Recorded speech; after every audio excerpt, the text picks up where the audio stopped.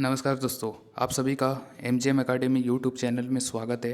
दोस्तों, आज का जो लेक्चर है इसमें हम ज्योग्राफी को शुरू करेंगे। ठीक है, तो ज्योग्राफी जो सब्जेक्ट है तो इसको हम क्वेश्चन के माध्यम से एक एक करके डिस्कस करेंगे। आज हम इस वीडियो में 20 क्वेश्चन लेंगे और ये सारे के सारे 20 क्वेश्चन जो हम डिस्कस करेंगे ये एशिया महाद्वीप को लेकर होंगे। ठीक है, तो एशिया महाद्वीप का ये पार्ट 1 है। पार्ट 2 जो है इसका कल आएगा, क्योंकि एशिया में बहुत सारे देश हैं तो उन देश से किस प्रकार से क्वेश्चन पूछे जाते हैं तो उनको भी हम डिस्कस करेंगे। तो आज पार्ट 1 ये पार्ट 1 है, पार्ट 2 कल आएगा। कल भी आएगा 3 बजे, 3 बजे आएगा कल। ठीक है, तो चलिए शुरू करते हैं। सबसे पहले देखिए, सबसे पहला जो सवाल है, जो एशिया महाद्वीप है तो एशिया महाद्वीप को यूरोप से अलग करने वाली कौन सी जल संधि पर्वत एवं सागर है। तो एशिया महाद्वीप जो है, तो एशिया महाद्वीप जो है यूरोप से भी अलग होता है, अफ्रीका से भी अलग होता है, नॉर्थ अमेरिका और ऑस्ट्रेलिया। यूरोप जो है तो ये 4 महाद्वीप से अलग होता है। देखिए मैप में जो है हम आपको दिखाते हैं कि किस तरह से अलग होता है। इसके बाद यहाँ पे जो है ये भूमध्य सागर, एजियन सागर, मार्मरा सागर, काला सागर, कैस्पियन सागर, तो इन सभी को हम मैप में आपको शो करते हैं। ठीक है, तो देखिए ये है हमारा, ये बड़ा वाला जो है यहाँ पे देखिए इंडिया है, तो ये जो है ये एशिया महाद्वीप है, ये वाला। ठीक है, और एशिया महाद्वीप जो है तो यहाँ पे देखिए कैस्पियन सागर है और यहाँ से जो है इधर यूराल पर्वत जाएगा और यूराल पर्वत से इधर वाला जो क्षेत्र है तो ये हो जाएगा यूरोप। तो एशिया हो गया ये। फिर से देखिए, ये हो गया आपका एशिया और यहाँ पे हो गया कैस्पियन सागर। इधर वाला जो भाग है ये यूराल पर्वत है और यूराल पर्वत से जब हम पश्चिम की ओर जाएंगे तो ये हो जाएगा आपका यूरोप और ये हो जाएगा कौन सा, तो ये हो जाएगा अफ्रीका कंटिनेंट। ठीक है, तो एशिया जो है यूरोप से भी अलग होता है और अफ्रीका से भी अलग होता है। इसके बाद एशिया जो है, फिर इधर देखिए यहाँ पे जो बाउंड्री दिखाई दे रहा है तो ये हो गया आपका एशिया वाला भाग हो गया और इधर वाला जो हो गया ये आपका नॉर्थ अमेरिका हो गया। ठीक है, तो ये एशिया और नॉर्थ अमेरिका दोनों सटा हुआ है। अब ये कौन है तो कौन अलग करता है तो इसको भी हम डिस्कस करेंगे। इसी तरह से एशिया जो है ये ऑस्ट्रेलिया से भी अलग होता है। जैसे कि यहाँ से देख सकते हैं ये जो पापुआ न्यू गिनी तक है तो यहाँ तक जो इधर वाला भाग है ना तो ये वाला एशिया है और ये जो वाला जो है तो ये वाला ऑस्ट्रेलिया है। ठीक है, ऑस्ट्रेलिया देख रहे हैं ना, लिखा हुआ है ऑस्ट्रेलिया, तो ये ऑस्ट्रेलिया और यहाँ से अलग होता है। ठीक है, तो इस तरह से जो है एशिया महाद्वीप जो है, अगर हम एशिया महाद्वीप को मान लेते हैं कि जैसे कि ये बीच में है। ठीक है, ये वाला भाग, जैसे कि ये वाला भाग एशिया हो गया, तो एशिया इधर हो गया यूरोप पश्चिम साइड में और इधर जो है दक्षिण पश्चिम में जो आपका हो जाएगा ये वाला जो भाग है तो ये हो जाएगा अफ्रीका और इधर फिर एक अलग होगा आपका नॉर्थ अमेरिका से, नॉर्थ अमेरिका, और इधर जो है दक्षिण में जो अलग होगा तो ये हो जाएगा आपका ऑस्ट्रेलिया से। तो एशिया को 4 महाद्वीप का बाउंड्री जो है टच करता है, मतलब उस सटा हुआ है, पास में है। ठीक है, एक है यूरोप, एक है अफ्रीका, एक है नॉर्थ अमेरिका और एक है ऑस्ट्रेलिया। तो ये कैसे अलग होता है एशिया इन चारों महाद्वीप से, तो उसको हम डिस्कस करेंगे। तो सबसे पहले देखिए एशिया महाद्वीप जो है तो ये यूरोप से किस प्रकार से अलग होता है इसको डिस्कस कर लेते हैं। तो ये हो गया हमारा एशिया। अब इसको अगर हम जूम करें तो यहाँ पे देख सकते हैं, जैसे हम जूम करेंगे ना तो यहाँ जो है ये यूरोप इधर हो गया, तो यूरोप से कैसे अलग होगा तो एक हो गया कैस्पियन सागर। कैस्पियन सागर जो है यूरोप और एशिया दोनों को अलग करता है। फिर इधर एक हो जाएगा पर्वत है जिसको कहा जाता है कौन सा पर्वत, तो ये है यूराल पर्वत। तो यूराल पर्वत जो है तो ये भी अलग करता है। इसके बाद यहाँ पे एक पर्वत है तो ये कौन सा पर्वत है तो ये है काकेशस पर्वत। ठीक है, काकेशस पर्वत, तो काकेशस पर्वत जो है तो ये भी यूरोप से अलग करता है एशिया को। इसके बाद ये वाला जो है ये है आपका कौन सा सागर है, काला सागर, और ये है भूमध्य सागर। ठीक है, तो भूमध्य सागर हो गया, काला सागर हो गया, कैस्पियन सागर होगा, यूराल पर्वत, काकेशस पर्वत, ये सभी जो है एशिया को अलग करता है। अब यहाँ पे कौन कौन सा जल संधि है जो कि यूरोप को अलग कर रहा है एशिया से, तो यहाँ पे देखिए जूम करेंगे यहाँ पे तो यहाँ से आपको दिख रहा होगा ये है ब्लैक सी। ठीक है, यानी कि काला सागर, तो काला सागर, और ये वाला जो छोटा है तो ये है आपका मारमारा सागर, मारमारा सागर। तो ब्लैक सी और मारमारा सागर के बीच में जो जल संधि है उस जल संधि का नाम क्या है, तो उस जल संधि का नाम है बासपोरस जल संधि, बासपोरस जल संधि। ठीक है, तो बासपोरस जल संधि जो है ब्लैक सी और मारमारा सागर दोनों को जोड़ता है और साथ ही यूरोप और एशिया को अलग करता है। और ये वाला जो भाग है तो ये है एजियन सागर। तो एजियन सागर और ये जो मारमरा सागर है तो इन दोनों को जोड़ता जो है ये कौन सा है, तो ये है डार्डेनेल्स जल संधि। कौन सा जल संधि? डार्डेनल्स जल संधि। तो इस तरह से देखेंगे कि दो जल संधि है जो कि एशिया को यूरोप से अलग करता है। एक है बास्पोरस और दूसरा जो है यह है डार्डेनल्स जल संधि। ठीक है, इसके बाद हम देख लेते हैं अब जो क्वेश्चन है वहाँ पे मूव करते हैं। हमने आपको दिखाया कि एशिया यूरोप से अलग हो रहा है भूमध्य सागर के माध्यम से। उसके बाद एजियन सागर, मारमारा सागर, और एजियन सागर और मारमारा सागर के बीच में था डार्डेनल्स जल संधि। और वहीं पे जो काला सागर है, काला सागर और मारमारा सागर के बीच में था बास्पोरस जल संधि। इसके बाद ये कैस्पियन सागर से भी अलग हो रहा है। उसके बाद यूराल पर्वत से अलग हो रहा था। इसके बाद डार्डेनल्स जल संधि, डार्डेनल्स जल संधि अभी हमने बताया आपको कि जो डार्डेनल्स जल संधि है तो ये मारमारा सागर और एजियन सागर के बीच में था। और फिर है बास्पोरस जल संधि। तो इतना सारा जो है पर्वत, सागर, जल संधि मिल के यूरोप को एशिया से अलग कर देता है। ठीक है, तो इतना सारा चीज़ याद रखिएगा। इसके बाद देखिए अगला जो है, इसके बाद है जो एशिया महाद्वीप है तो इसको अफ्रीका से अलग करने वाले कौन कौन से नहर है और कौन कौन से सागर है। ठीक है, तो एशिया अफ्रीका से किस तरह से अलग हो रहा है, तो इसके बीच में जो है एक आएगा सुएज नहर, लाल सागर, अदन की खाड़ी, और एक है बाब एल मंडेव जल संधि। अब मैप के माध्यम से हम आपको दिखाते हैं कि सुएज नहर, लाल सागर, अदन की खाड़ी, बाब एल मंडेव जल संधि कहाँ कहाँ पे स्थित है। तो ये है, फिर से हम मैप पे आ गए हैं। अब यहाँ पे देखिए ये जो है आपका ये एशिया है और ये जो है ये आपका अफ्रीका है। ठीक है, तो एशिया और अफ्रीका के बीच में देखिए इसको अगर हम जूम करें यहाँ पे, तो यहाँ पे देखिए जूम करने से जो ये यहाँ पे आपको दिख रहा होगा ये गल्फ ऑफ अदन यानी कि अदन की खाड़ी। ठीक है, और ये है रेड सी यानी कि लाल सागर। तो लाल सागर और ये अदन की खाड़ी ये दोनों जो है अफ्रीका को एशिया से, यहाँ से देख सकते हैं ये एशिया है, सऊदी अरब एशिया में है। तो एशिया और अफ्रीका इन दोनों को अलग कर रहा है। एक है रेड सी, एक है अदन की खाड़ी। और इन दोनों को जोड़ने का काम कौन कर रहा है, तो इन दोनों को जोड़ रहा है जो जल संधि वो है बाब एल मंडेव जल संधि। ठीक है, बाब एल मंडेव जल संधि। और इधर हम और इधर जाएं तो यहाँ पे जूम करें तो यहाँ पे एक नहर दिखेगा आपको। ठीक है, इसको जूम करें तो यहाँ पे जो है एक नहर बना हुआ है, ये देखिए यहाँ पे आ जाएगा।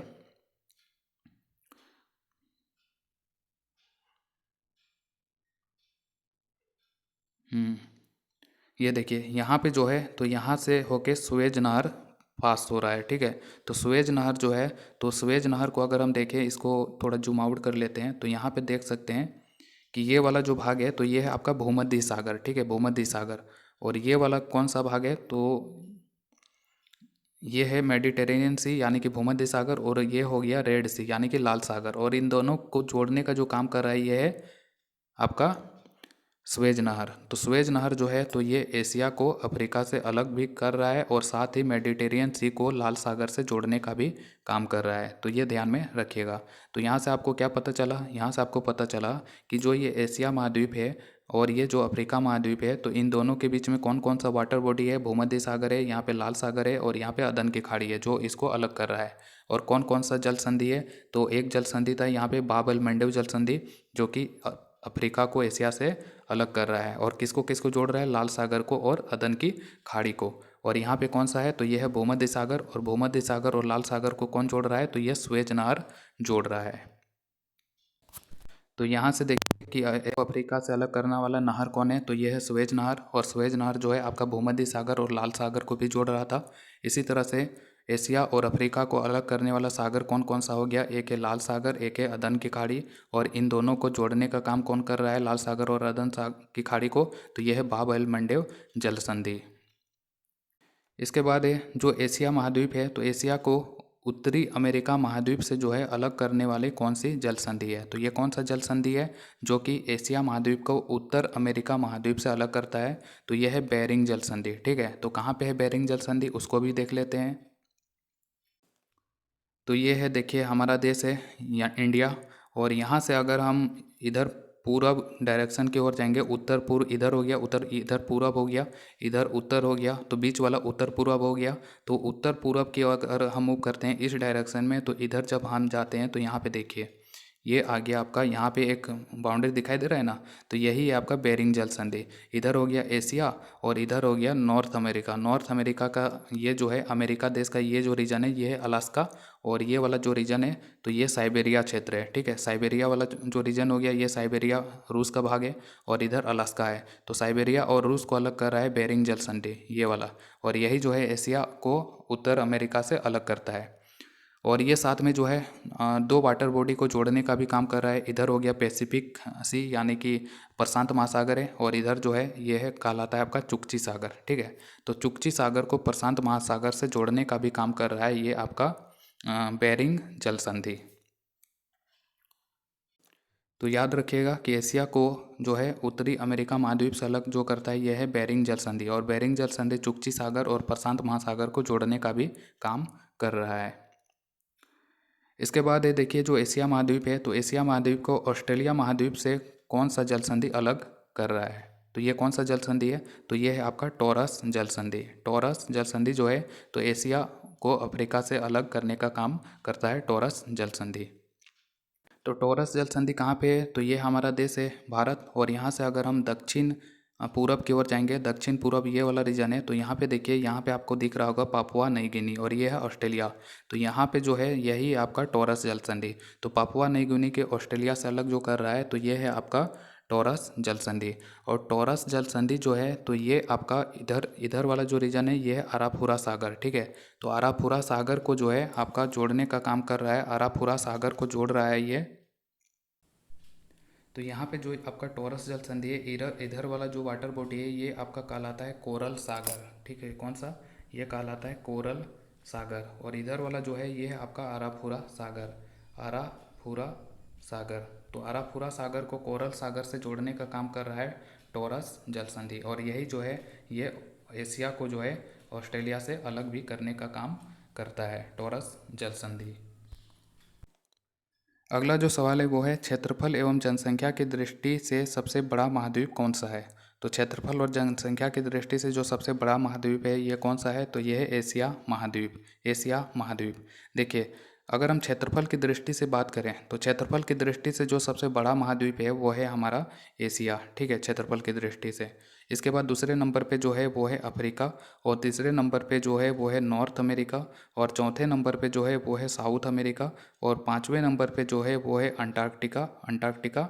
और पाँचवा तो हो गया। इसके बाद छठा नंबर पे जो है वो है यूरोप, और जो सबसे छोटा महाद्वीप है क्षेत्रफल की दृष्टि से तो वो है हमारा ऑस्ट्रेलिया। तो ये क्रम जो है आपको याद रखना है हमेशा कि सबसे बड़ा महाद्वीप जो है क्षेत्रफल की दृष्टि से वो है एशिया, दूसरे नंबर पे अफ्रीका, तीसरे नंबर पे नॉर्थ अमेरिका, चौथे नंबर पे साउथ अमेरिका, पाँचवें नंबर पे अंटार्कटिका, छठवें नंबर पे यूरोप, और जो सबसे छोटा महाद्वीप है क्षेत्रफल की दृष्टि से वो है ऑस्ट्रेलिया। और वहीं पे जो जनसंख्या की दृष्टि से जब हम बात करेंगे तो जनसंख्या की दृष्टि से भी जो सबसे बड़ा महाद्वीप है वो है एशिया पहले नंबर पे, दूसरे नंबर पे जो है वो है जनसंख्या की दृष्टि से अफ्रीका, तीसरे नंबर पे है आपका यूरोप, और चौथे नंबर पे जो है वो है आपका नॉर्थ अमेरिका, और पाँचवें नंबर पे जो है वो है आपका साउथ अमेरिका, और छठवें नंबर पे जो है वो है आपका ऑस्ट्रेलिया, और जो सबसे छोटा महाद्वीप है जनसंख्या की दृष्टि से वो है अंटार्कटिका, क्योंकि अंटार्कटिका में तो लोग निवास ही नहीं करते, वहाँ का कोई मूल निवासी नहीं है। भले ही लोग वहाँ पे जाके रिसर्च वगैरह कर रहे हैं लेकिन वहाँ पे उनका कोई परमानेंट घर होता नहीं है। तो इसी के कारण से जनसंख्या की दृष्टि से जो सबसे बड़ा महाद्वीप है वो है एशिया, और सबसे छोटा जो है जनसंख्या की दृष्टि से वो है अंटार्कटिका। तो क्षेत्रफल और जनसंख्या दोनों याद रखिएगा। इसके बाद है क्षेत्रफल की दृष्टि से एशिया का सबसे बड़ा देश कौन सा है? तो क्षेत्रफल की दृष्टि से जो एशिया का सबसे बड़ा देश है तो ये है रूस, ठीक है। ये एशिया एशिया का नहीं, ये वर्ल्ड का होगा, विश्व का, ठीक है। यहाँ पे क्वेश्चन में सुधार कर लीजिएगा कि क्षेत्रफल की दृष्टि से विश्व का जो सबसे बड़ा देश है वो है रूस। तो क्षेत्रफल की दृष्टि से सबसे बड़ा देश रूस हो गया। तो दूसरे नंबर पे जो है वो है कनाडा, कनाडा याद रखिए। और तीसरे नंबर पे जो है वो है चीन, तीसरे नंबर पे कौन है? चीन। और चौथे नंबर पे है अमेरिका, पाँचवें नंबर पे है साउथ अमेरिका का ब्राज़ील, छठवें नंबर पे ऑस्ट्रेलिया, और भारत जो है क्षेत्रफल की दृष्टि से सातवां सबसे बड़ा देश है। इसी तरह से अगर जनसंख्या से पूछ लिया जाए कि सबसे बड़ा देश, तो पता ही है कि जनसंख्या की दृष्टि से सबसे ज़्यादा जो जनसंख्या चाइना का है, और दूसरे नंबर पे जो है हमारा देश भारत है। अगला सवाल देखिए, अगला सवाल है विश्व का जो सबसे गहरी झील है ये कौन सी है? तो विश्व का जो सबसे गहरी झील है तो ये है बैकाल झील। बैकाल झील, ठीक है। तो बैकाल झील जो है ये एक मीठे पानी की झील है और इसकी जो टोटल गहराई है ये 1632 मीटर है। और ये कौन सा देश में है? तो ये रूस के साइबेरिया क्षेत्र में स्थित है, जो कि विश्व का सबसे गहरा झील है बैकाल झील। तो याद रखिएगा बैकाल झील को लेकर कि ये रूस के साइबेरिया क्षेत्र में है, ये विश्व का सबसे गहरी झील है, इसकी गहराई 1632 मीटर है और ये एक मीठे पानी की झील है। इसके बाद अगला जो क्वेश्चन है वो है विश्व का सर्वाधिक ठंडा स्थान का क्या नाम है? तो विश्व का जो सर्वाधिक ठंडा स्थल है वो कौन सा है? तो ये है वर्खोयांस्क। वर्खोयांस्क कहाँ पे है? तो ये रूस के साइबेरिया क्षेत्र में स्थित है और यहाँ का जो टेम्परेचर है ये -68 डिग्री सेंटीग्रेड जो है रिकॉर्ड किया गया है, जो कि पूरे पृथ्वी में सबसे लोवेस्ट टेम्परेचर है, ठीक है। तो विश्व का जो सबसे ठंडा स्थल है तो ये रूस के साइबेरिया के वर्खोयांस्क का है। कितना है? तो -68 डिग्री सेंटीग्रेड। इसके बाद अगला सवाल है विश्व का सर्वाधिक वर्षा वाला क्षेत्र किस देश में स्थित है? तो विश्व का जो सबसे ज़्यादा वर्षा वाला जो क्षेत्र है ये हमारे देश में स्थित है, भारत में, और इसका नाम है मासिनराम। मासिनराम, ठीक है। और मासिनराम कहाँ पे है, कौन सा राज्य में पूछ लिया जाए तो ये मेघालय में स्थित है, तो ये भी ध्यान में रखिएगा। अगला सवाल है 10 नंबर का जो क्वेश्चन है वो है देखिए विश्व का सबसे गहरी झील कौन सी है? तो विश्व का जो सबसे गहरी झील है तो ये कौन सी है? सॉरी, गहरी नहीं, विश्व का सबसे बड़ी झील। गहरी झील तो बैकाल झील था। तो यहाँ पे पूछा जा रहा है कि विश्व का सबसे बड़ा झील। तो सबसे बड़ा झील जो है विश्व का ये है कैस्पियन सागर। देखिए इसके नाम में लिखा हुआ है सागर, जबकि ये सागर नहीं है, ये एक प्रकार का झील है। तो इससे लिए इसको ध्यान में रखिएगा कि विश्व का सबसे बड़ा झील जो है ये कैस्पियन सागर है, ठीक है। और इसका जो क्षेत्रफल है इस कैस्पियन सागर झील का, कितना क्षेत्र में ये फैला हुआ है? तो ये है 3,71,000 किलोमीटर स्क्वायर क्षेत्र में ये फैला हुआ है और इतना एरिया के साथ ये विश्व का सबसे बड़ा झील है कैस्पियन सागर। कितना एरिया है? 3,71,000 किलोमीटर स्क्वायर कैस्पियन सागर। और एग्जाम में अक्सर पूछ लिया जाता है कि जो ये कैस्पियन सागर है तो ये कौन कौन से देश को मतलब कि ये छूता है, ठीक है, कौन कौन देश से ये घिरा हुआ है? ये पूरी तरह से कैस्पियन सागर जो है ये सभी देशों से मतलब कि घिरा हुआ है। बहुत 5 देश है, तो 5 देशों से ये पूरा तरह से घिरा हुआ है। किसी भी प्रकार से समुद्र को जो है इसका मतलब इसको छूते हुए रास्ता नहीं जाता है जल मार्ग के माध्यम से। ये पूरा तरह से स्थलरुद्ध झील है कैस्पियन सागर। तो ये 5 देश कौन कौन सा है जो कि इसको टच कर रहा है, तो वो मैप में देख लेते हैं। तो देखिए यहाँ पे आपको दिख रहा होगा कैस्पियन सी। कैस्पियन सी देख रहे हैं कहीं इधर जो है, इधर आपका ये हो गया आपका कौन सा? तो ये हो गया आपका ब्लैक सी यानी कि काला सागर। तो ये पूरा तरह से मतलब कि चारों ओर से जो है स्थल से घिरा हुआ है, स्थलरुद्ध झील है, ठीक है। मतलब कि समुद्र को अगर हम जाना चाहें इस झील के माध्यम से तो डायरेक्टली नहीं जा सकते हैं, क्योंकि ऐसा मार्ग ही नहीं है। तो ये 5 देशों से घिरा हुआ है और ये 5 देश कौन है? तो इधर से जो है, इधर से आपका रूस है, ठीक है, रूस हो गया। इसके बाद जो दूसरा देश है जो कि इसको घेरे हुए वो है, यहाँ पे देख सकते हैं अजरबैजान इसको टच कर रहा है। तो पहला देश हो गया रूस, दूसरा हो गया अजरबैजान, इधर वाला जो है ये आपका 3rd नंबर का ईरान, और ये हो गया तुर्कमेनिस्तान, और ये हो गया कजाकिस्तान। तो टोटल ये 5 देश हैं जो कि कैस्पियन सी को छूने का काम कर रहा है। कौन कौन सा? रूस, अजरबैजान, ईरान, तुर्कमेनिस्तान और कजाकिस्तान। और ये एग्जाम में आया हुआ क्वेश्चन है, तो इसको ध्यान में रखिएगा। अगला सवाल है विश्व का सर्वाधिक खारे पानी वाली झील अथवा कि लवणता वाली झील कौन सी है? तो विश्व का जो सबसे खारे पानी का झील जो है ये है वोन झील। और ये वोन झील कौन सा देश में है? तो ये तुर्की देश में स्थित है। तो वोन झील जो है ये विश्व का सबसे लवणता वाला झील है। वोन झील, याद रखिएगा कि यह तुर्की देश में स्थित है। अगला है विश्व का सबसे गर्म स्थान का क्या नाम है? तो ये विश्व का जो सबसे गर्म स्थान है तो ये कौन सा है? तो ये है तिरात जवी नाम का जगह है। और ये कौन सा देश में आता है? तो ये इजराइल जो देश है, छोटा सा कंट्री, तो इजराइल का जो तिरात जवी है तो वही मतलब कि एशिया का सबसे गर्म स्थान है। और इसका जो टेम्परेचर है तिरात जवी का मेजर किया गया है 54 डिग्री सेंटीग्रेड। तो एशिया का सबसे गर्म स्थान है ये, ध्यान रखिएगा। एशिया का सबसे गर्म स्थान जो है यह है तिरात जवी, जो कि इजराइल में है। 54 डिग्री सेंटीग्रेड यहाँ का तापमान है। इसके बाद है अगला, स्थल खंड पर विश्व का सबसे गहरा बिंदु कौन सा है? यहाँ पे स्थल खंड बात हो रहा है। अगर हम पूरा विश्व की बात करते हैं तो पूरा विश्व का जो सबसे गहरा बिंदु है वो प्रशांत महासागर का जो मैरियाना ट्रेंच है, mariana ट्रेंच, तो उसका है सबसे गहरा बिंदु, जिसका जो गहराई है वो 11,000 किलोमीटर, सॉरी 11,000 मीटर, जिसका मतलब कि गहराई है। ठीक है, लेकिन यहाँ पे पूछा जा रहा है स्थल खंड का।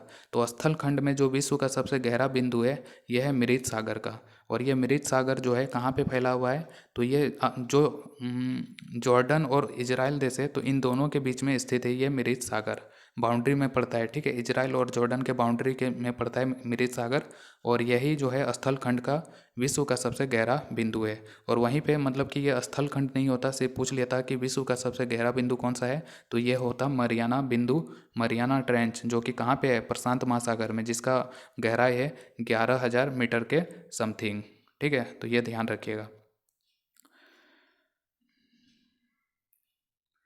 इसके बाद देखिए, इसके बाद है विश्व का सबसे ऊंची चोटी जो है माउंट एवरेस्ट, तो इसकी ऊंचाई कितना है। तो विश्व का जो सबसे ऊंचा चोटी है माउंट एवरेस्ट, तो इसका ऊंचाई जो है ये 8,848 मीटर है। इसके बाद देखिए, इसके बाद है विश्व का सबसे लंबा रेल मार्ग का क्या नाम है। तो विश्व का जो सबसे लंबा रेल मार्ग है तो ये है आपका पैन अमेरिकन महामार्ग। ये कौन सा है, तो ये है pan American.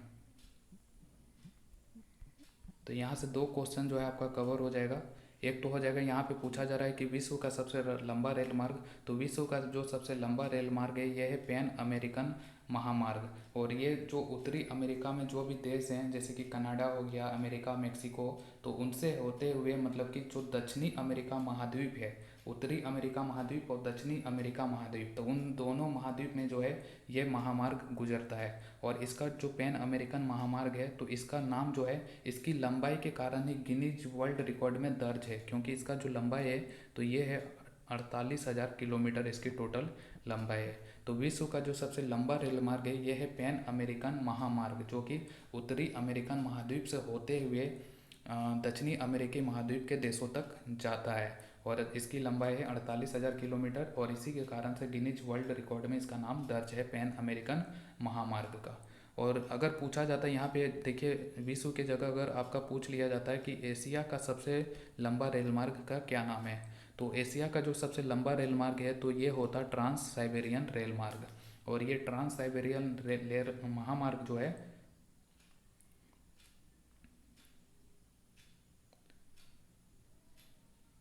Sorry sorry sorry एक मिनट, यहाँ पे फिर से ध्यान देने, ये रेल रेल मार्ग नहीं, ये सड़क मार्ग का हम बात कर रहे हैं। ठीक है, ये सड़क मार्ग का बात कर रहे हैं।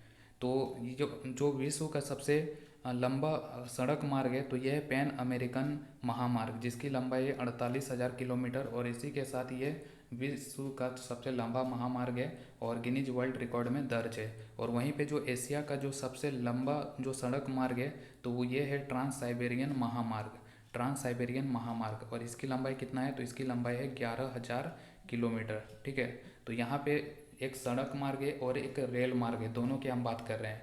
तो विश्व का जो सबसे लंबा जो सड़क मार्ग है यह है पैन अमेरिकन महामार्ग, जिसकी लंबाई है 48,000 किलोमीटर। इसके बाद है एशिया का जो सबसे लंबा सड़क मार्ग है तो वो है ट्रांस साइबेरियन महामार्ग, जिसकी लंबाई 11,000 किलोमीटर है, और ये जोड़ता है रूस का सेंट पीटर्सबर्ग शहर को व्लादिवोस्तोक से। ठीक है, और वहीं पे जो ये क्वेश्चन देखिए यहाँ पे है कि विश्व का सबसे लंबा रेल मार्ग, अब बात हो रहा है रेल मार्ग का, पहले हमने बात किया था सड़क मार्ग के बारे में, अब हम बात करेंगे रेल मार्ग के बारे में। तो रेल मार्ग जो है विश्व का सबसे लंबा रेल मार्ग तो ये है ट्रांस साइबेरियन रेल मार्ग। तो दोनों याद रखिएगा कि पहले हमने बात किया था सड़क मार्ग के बारे में, अब हम करेंगे रेल मार्ग के बारे में। तो विश्व का जो सबसे लंबा रेल मार्ग है ये ट्रांस साइबेरियन रेल मार्ग है, और इस रेल मार्ग का लंबाई कितना है, तो इसका लंबाई है 9,289 किलोमीटर। तो सड़क मार्ग भी याद रखिएगा कि विश्व का सबसे लंबा जो सड़क मार्ग है ये पैन अमेरिकन महामार्ग है, और विश्व का सबसे लंबा जो रेल मार्ग है ये ट्रांस साइबेरियन रेल मार्ग है।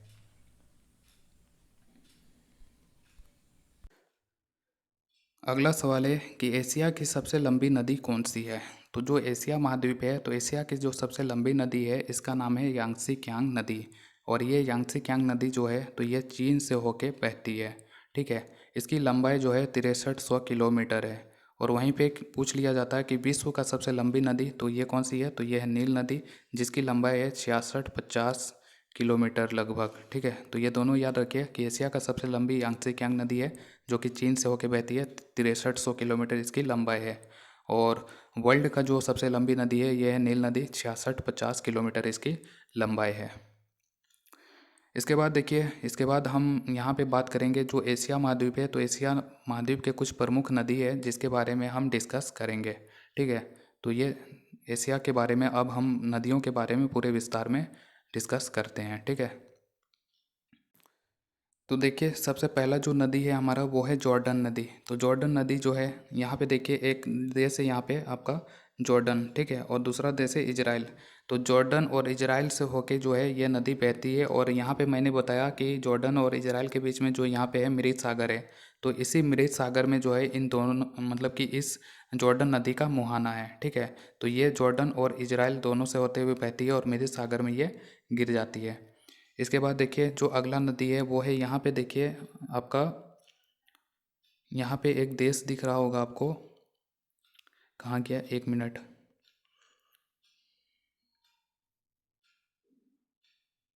ये जो इजराइल है, तो यहाँ पे दो नदी बहती है। ठीक है, यहाँ पे दो नदी बहती है इस तरह से, और ये जब मिल जाती है इसके बाद यहाँ पे जो ये है आपका अरब सागर, तो अरब सागर में ये नदी गिर जाती है। तो ये दो नदी कौन कौन सा है, एक है टिग्रिस और एक है यूफ्रेटस नदी।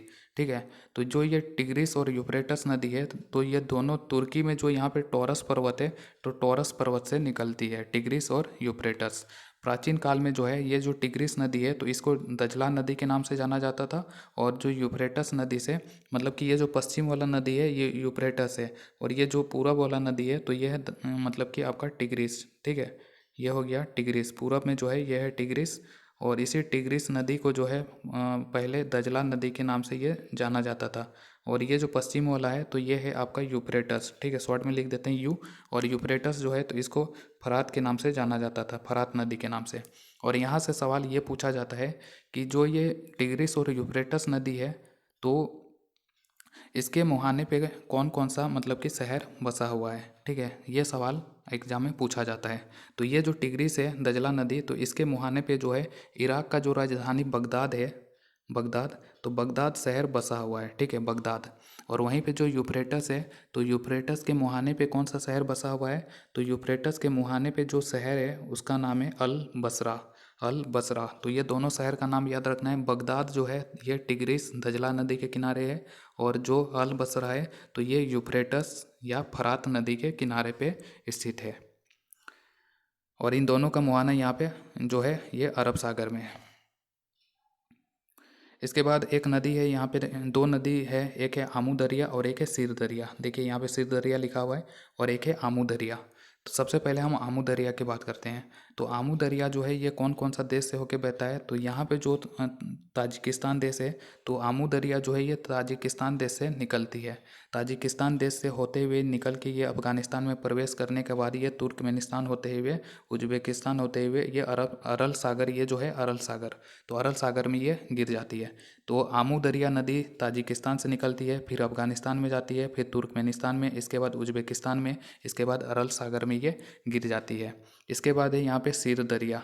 तो सिर दरिया जो नदी है तो ये निकलती है किर्गिस्तान से, और किर्गिस्तान के बाद ये जो है इसका प्रवेश होता है ताजिकिस्तान में, और ताजिकिस्तान के बाद इसका प्रवेश होता है उज्बेकिस्तान में, फिर उज्बेकिस्तान के बाद ये जाती है कजाकिस्तान में, इसके बाद ये जो है कजाकिस्तान में जाने के बाद ये फिर यहाँ पे जो अरल सागर है तो अरल सागर में ये गिर जाती है। तो दोनों नदी हो गया, आमू दरिया, उसके बाद सिर दरिया। इसके बाद इधर हम मूव करें तो यहाँ पे देखिए ये हो गया आपका, ये इधर से जो है ब्रह्मपुत्र नदी निकलती है और इधर बांग्लादेश होते हुए ये बंगाल की खाड़ी में गिर जाती है। ठीक है, तो ब्रह्मपुत्र नदी जो है तो इसका उद्गम जो होता है कहाँ से निकलती है, तो ये तिब्बत में एक ग्लेशियर है यहाँ पे जिसका नाम है चेमा युंगडुंग ग्लेशियर। तो चेमा युंगडुंग ग्लेशियर से निकलती है ये आपका ब्रह्मपुत्र नदी। इसके बाद ये बंगाल की खाड़ी में गिर जाती है। तिब्बत में जो है इसको ब्रह्मपुत्र नदी को जो है सांगपो नदी के नाम से भी जाना जाता है, और जब बांग्लादेश में प्रवेश होता है तो ये पद्मा के नाम से जाने जाती है। इसके बाद देखिए यहाँ पे म्यांमार है। तो म्यांमार जो है ये वाला जो रीजन है तो ये म्यांमार देश है। तो म्यांमार में देखिए यहाँ पे एक नदी बह रही है, इरावदी नदी, जिसका मुहाना मतलब कि बंगाल की खाड़ी में है।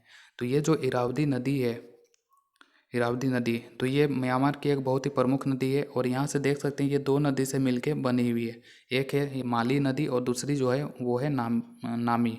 तो माली और नामी नदी दोनों जब मिलती है उसके बाद ये इरावदी के नाम से जानी जाती है। और इसी के शहर पे यहाँ पे देख सकते हैं एक शहर बसा हुआ है जिसका नाम है आ, कौन सा शहर है, तो ये जो इरावदी नदी है तो इसके मुहाने पे जो शहर है उसका नाम है यांगून। यांगून, तो ये शहर का भी नाम याद रखना है कि यांगून शहर जो है इरावदी नदी के तट पे बसा हुआ है। इसके बाद यहीं से जो है और एक नदी बह रही है म्यांमार से होते हुए, ये देख सकते हैं ये साल्विन नदी, ये वाला जो है तो ये साल्विन नदी। तो साल्विन नदी जो है ये म्यांमार की सबसे लंबी नदी है। और इसका भी उद्गम जो होता है तो ये तिब्बत के पठार से निकलती है और बहते हुए ये म्यांमार से होते हुए ये बंगाल की खाड़ी में गिर जाती है। मतलब कि यहाँ पे अंडमान सागर है तो अंडमान सागर में गिर जाती है। इसके बाद यहाँ से इधर जाएंगे, साल्विन नदी हो गया। इसके बाद यहाँ पे देखिए एक छोटी सी नदी है, थाईलैंड में बहती है, जिसका नाम है चाओ फ्राया नदी। वहाँ पे लिखा हुआ है, तो यहाँ पे मैप में जो है एक्सप्लेन मैं कर रहा हूँ कि ये नदियाँ कहाँ कहाँ पे है और उनसे किस तरह से क्वेश्चन पूछा जाएगा। जो मतलब कि और एक जो स्लाइड है तो उसमें लिखा हुआ है सारे नदियों का नाम, ठीक है। तो मतलब कि टेंशन ना लें, बाद में अगर नोट डाउन करना चाहें तो नोट डाउन कर सकते हैं। इसके बाद यहाँ पे चाओ फ्राया नदी, तो चाओ फ्राया नदी जो है ये थाईलैंड की प्रमुख नदी है। और इसी के मुहाने पे थाईलैंड का जो राजधानी है बैंकॉक, तो ये बसा हुआ है। तो पूछा जाए कि थाईलैंड का राजधानी बैंकॉक कौन सी नदी के किनारे स्थित है, तो ये चाओ फ्राया नदी के किनारे स्थित है। इसके बाद इधर हम जाएंगे तो चाओ फ्राया की नदी देखिए, इधर है मेकोंग नदी। तो मेकोंग नदी जो इधर से बहते हुए आ रही है, ठीक है, इधर से बहते हुए। तो मेकोंग नदी जो है तो इसका जो मुहाना है, तो इसका जो मेकोंग नदी का जो मुहाना है तो ये तिब्बत का पठार से निकल रही है। और ये इसका मुहाना कहाँ पे है, तो यहाँ पे देख सकते हैं इसका जो मुहाना है ये दक्षिणी चीन सागर, ये वाला जो रीजन है पूरा ये दक्षिणी चीन सागर है, तो यहीं पे इसका मुहाना है। और ये कौन कौन सा देशों से होके बहती है, तो यहाँ पे देखिए एक, यहाँ पे देखिए इधर से मेकोंग नदी आ रही है। और मेकोंग नदी जब बह के आ रही है तो यहाँ पे जो है बाउंड्री बनाने का काम कर रहा है म्यांमार और लाओस के बीच में, ठीक है। तो म्यांमार और लाओस के बीच में जो नदी बाउंड्री का निर्माण करती है वो कौन सी नदी है, तो यह है मेकोंग नदी। इसके बाद फिर यहाँ से देख सकते हैं कि थाईलैंड और लाओस के बीच में भी जो है बाउंड्री का निर्माण इसी नदी के द्वारा किया जा रहा है। इसके बाद ये नदी फिर थाईलैंड लाओस के बाद ये कंबोडिया में इसका प्रवेश होता है। और कंबोडिया से बहते हुए फिर वियतनाम से होते हुए ये दक्षिणी चीन सागर में इसका मतलब कि मुहाना है, ठीक है। और इसी की नदी के किनारे पे यहाँ पे देख सकते हैं जो ये कंबोडिया है, तो कंबोडिया का जो राजधानी है नाम पेन, तो नाम पेन जो है ये मेकोंग नदी के किनारे पे स्थित है। तो ये ध्यान रखिएगा कि मेकोंग नदी से किस टाइप से क्वेश्चन पूछा जाएगा कि म्यांमार और लाओस के बीच में सीमा बनाने वाली जो नदी है वो है मेकोंग नदी। थाईलैंड और लाओस के बीच में सीमा बनाने वाली जो नदी है वो है मेकोंग नदी। और कंबोडिया की जो राजधानी है नाम पेन, तो वो मेकोंग नदी के किनारे पे स्थित है। इसके बाद है सिकियांग नदी, तो यहाँ से देख सकते हैं ये है सिकियांग नदी। तो सिकियांग नदी जो है तो इसका जो सिकियांग नदी है तो इसका भी मुहाना यहाँ पे दक्षिणी चीन सागर में है, यहाँ पे दक्षिणी चीन सागर में मुहाना है। और इससे पूछा जाता है कि जो आपका चीन का जो हांगकांग शहर है या जो ग्वांगझू शहर है, तो हांगकांग और ग्वांगझू ये दोनों शहर जो है ये आपका सिकियांग नदी के मुहाने पे स्थित है। तो याद रखिएगा हांगकांग जो है ये सिकियांग नदी के किनारे स्थित है और ग्वांगझू भी जो है तो ये भी सिकियांग नदी के किनारे स्थित है। इसके बाद इधर सिकियांग नदी हो गया। इसके बाद देखिए ये जो है ये एशिया की सबसे लंबी नदी है। और ये एशिया की जो सबसे लंबी नदी है ये कौन है, तो ये है यांगसी क्यांग नदी, ठीक है, यांगसी क्यांग नदी। और ये एशिया की सबसे लंबी नदी है। और यांगसी क्यांग नदी जो है इसकी टोटल लंबाई मैंने बताया ही आपको कि 6300 किलोमीटर इसकी टोटल लंबाई है यांगसी क्यांग नदी का। और एशिया की सबसे लंबी नदी है। और इसी के तट पे जो है आपका चीन का जो संघाई शहर है, चीन का संघाई, तो ये यांगसी क्यांग नदी के किनारे स्थित है। और चीन का ही वुहान शहर जो जहाँ से कोरोना का उत्पत्ति हुआ, तो वुहान भी जो है तो ये यांगसी क्यांग नदी के किनारे स्थित है। और इसी नदी पे जो है 3 गॉर्ज डैम का भी निर्माण किया गया है। इसके बाद इसी के राइट मतलब कि उत्तर में जाएं तो ये है आपका कौन सा नदी, तो ये है हांगो नदी। और हांगो नदी को ही येलो रिवर भी कहा जाता है और चीन का शोक भी कहा जाता है इसी नदी को। इसका उद्गम जो है ये कुनलुन सान पर्वत से होता है और इसका जो मुहाना है यहाँ पे देख सकते हैं, ये वाला मुहाना है इसका। तो इसको कहा जाता है येलो सागर। येलो सागर या इसी को कहा जाता है बोहाई की खाड़ी। मतलब कि यहाँ पे पीला सागर दिख रहा है ना, तो पीला सागर का ही अंग्रेजी नाम है येलो सागर, ठीक है। और ये वाला जो रीजन है तो इसको कहा जाता है क्या, बोहाई की खाड़ी। तो बोहाई की खाड़ी मुहाना है होंगो नदी का और इसी को चीन का शोक कहा जाता है। इसके बाद देखिए ये है एक आमूर नदी, ठीक है। तो एग्जाम में पूछा जाएगा कि रूस और चीन के बीच में सीमा बनाने वाली कौन सी नदी है, तो ये है आमूर नदी। और आमूर नदी का मुहाना कहाँ पे है, तो आमूर नदी का मुहाना जो है ये टारटरी की खाड़ी, यहाँ पे जो है ये वाला, तो ये है टारटरी की खाड़ी, ठीक है। टारटरी का खाड़ी का मुहाना है आमूर नदी का और यही जो है इधर रूस हो गया इधर चीन हो गया, इन दोनों के बीच में सीमा बनाने का काम कर रहा है। इसके बाद का कुछ नदी है देख लेते हैं, इंपॉर्टेंट है। जैसे कि ये है ओब नदी, ये है येनिसी नदी और ये है लीना नदी। तो ओब और येनिसी नदी का जो मुहाना है ये है कारा सागर में और वहीं पे जो लीना नदी का मुहाना है ये है लेप्टिव सागर में। तो ये ध्यान में रखिएगा। और यहाँ पे जो हमने बात किया था ये जो आमूर नदी है, तो आमूर नदी के यहाँ पे जो है ये तत्तर की खाड़ी है, ठीक है। और ये ओकोटस सागर। तो एग्जाम में पूछा जा सकता है कि आमूर नदी का मुहाना हो सकता है कि तत्तर की खाड़ी दिया रहेगा या ओकोटस सागर दिया रहेगा, तो दोनों याद रखिएगा। और ये जो है ये है आपका रूस का ये द्वीप है, ये है सखालिन द्वीप, सखालिन द्वीप। एक बार फिर से हम देखते हैं कि मतलब कि एशिया को घेरे हुए कौन कौन सा वाटर बॉडीज है। यहाँ पे भूमध्य सागर है, देखिए ये काला सागर है, ये कैस्पियन सागर है। और यहाँ पे जो है ये है आकारा सागर, ये है लेप्टिव सागर, एक मिनट, ये है लेप्टिव सागर। और इधर जो है ये है आपका बेरिंग सागर, ये है ओखोटस सागर, ये है आपका जापान सागर या पूर्वी सागर। और ये यहाँ पे है आपका पीला सागर, ये है पूर्वी चीन सागर। और फिर इधर है आपका दक्षिण चीन सागर, यहाँ पे बंगाल की खाड़ी है, ये है अरब सागर। और इधर देखिए अरब प्रायद्वीप तरफ आएंगे तो यहाँ पे अरब सागर, अरब सागर, ये है ओमान की खाड़ी।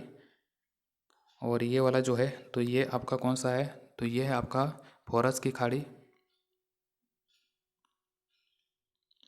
और ये है लाल सागर और ये है अदन की खाड़ी।